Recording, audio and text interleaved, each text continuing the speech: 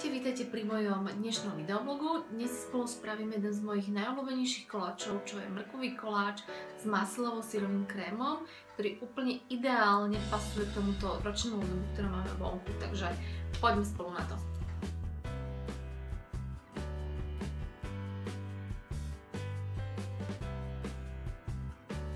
Začneme tým, že si celé vajíčka vyšľaháme s cukrom. A keď budú do peny, tak budeme postupne pridávať olej a vanilkový extrakt.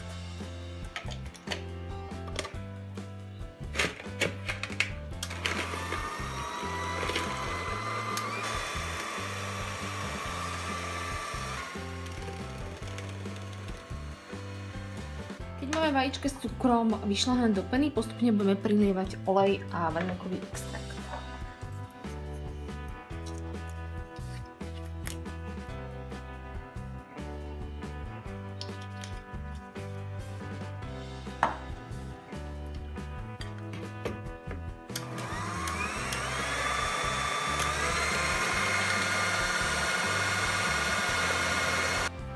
Do takto pripraveného základu cesta budeme teraz postupne primiešavať múku zmiešanú so škoricou, práškom do pečiva a sodou bikarbónou.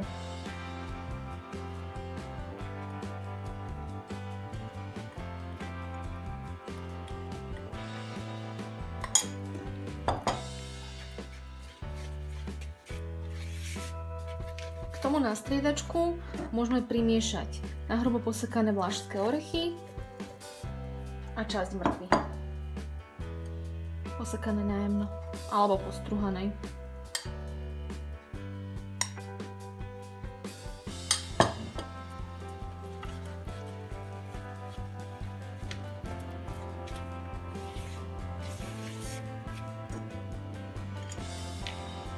A dosypeme zbytok orechov a mrkvy.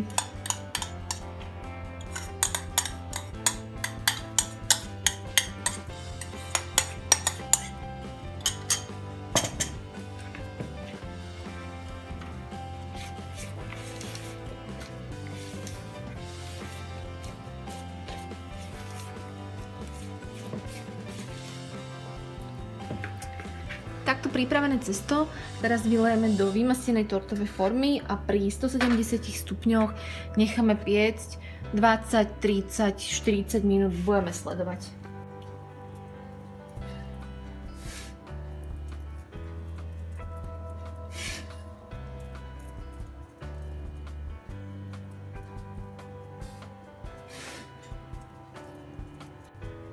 Po 40 minútach som koláč vytiahla z rúry a je krásne upečený. Teraz ho nechám vychladnúť a pripravíme si na ňo krém.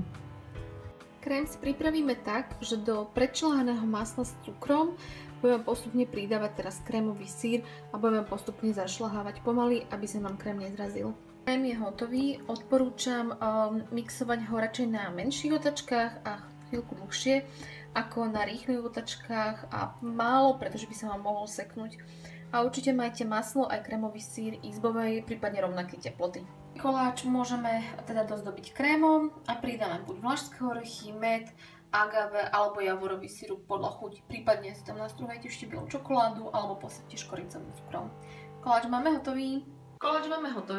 Ja vám veľmi pekne ďakujem za pozornosť, dúfam, že vyskúšate a dáte mi určite vedieť, či vám chutil a či sa hlavne podaril a či ho môžu ešte spraviť niekedy v budúcnosti.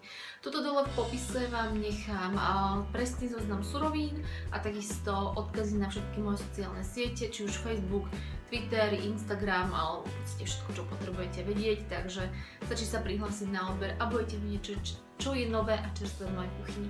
Ešte raz vám veľmi pekne ďakujem za pozornosť a vidíme sa pri ďalšom videoblogu. Majte sa krásne. Ahojte.